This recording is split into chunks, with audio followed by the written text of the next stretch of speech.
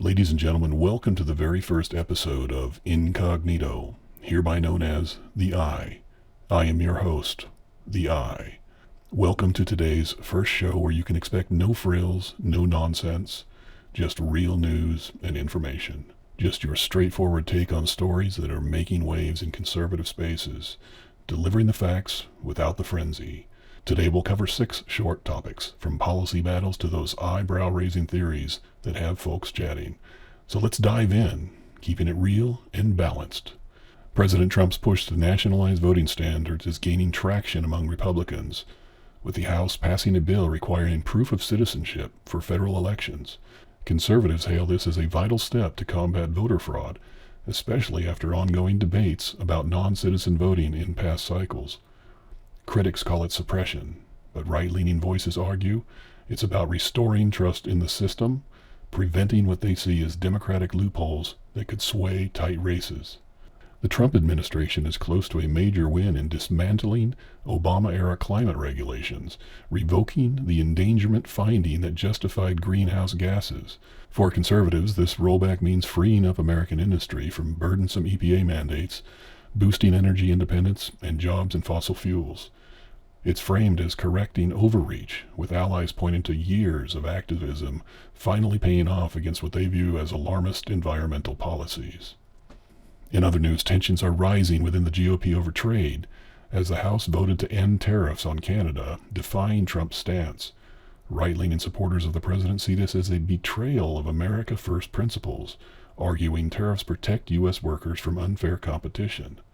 The move highlights party fractures ahead of midterms, with some conservatives warning it could weaken leverage in negotiations and invite more foreign exploitation. Republicans are sounding alarms about the 2026 midterms, with special elections showing Democratic gains and a narrowing House majority. From a conservative angle, this underscores the need to rally around core issues like border security and economic growth, blaming any slippage on rhino defections and media bias.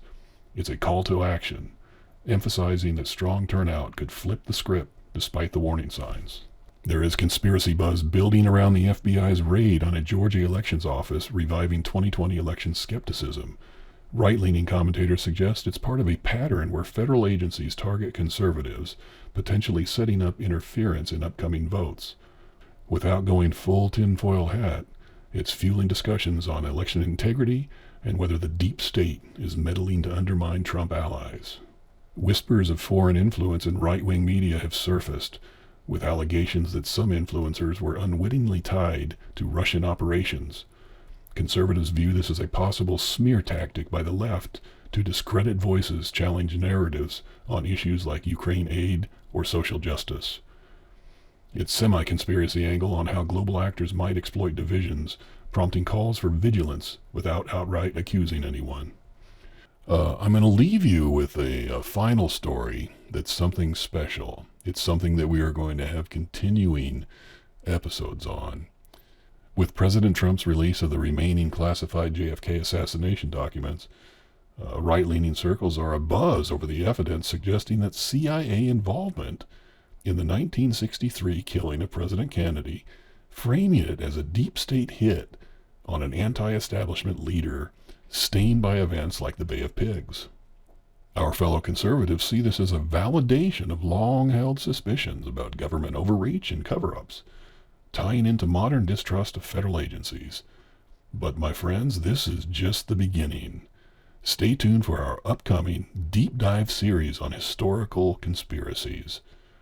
The first episode kicks off with Shadows in Dallas, exploring Kennedy's rocky relationship with the CIA post-Bay of Pigs, and how declassified files hint at internal motives for silencing a president who was pushing back against the intelligence establishment.